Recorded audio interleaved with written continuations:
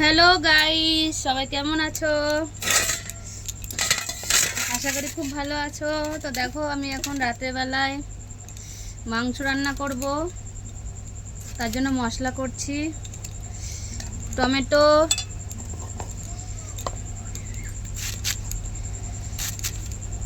মাংসতে গ্রেভি আনার জন্য একটা পেঁয়াজ মশলার ভেতরে, আর বাদ বাকি কুচিয়ে দেবো।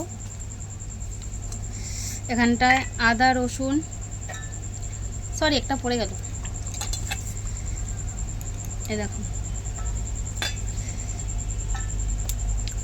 সাথে আমার সন্ধ্যেবেলা টিফিন আছে, চিলি পটেটো খাচ্ছে, রান্না করছি।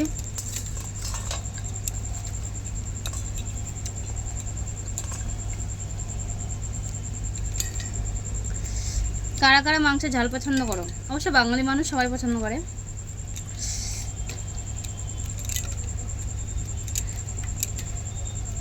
দেখো লঙ্কা, এখানটা ভাজা ধনের গুঁড়ো, এরকম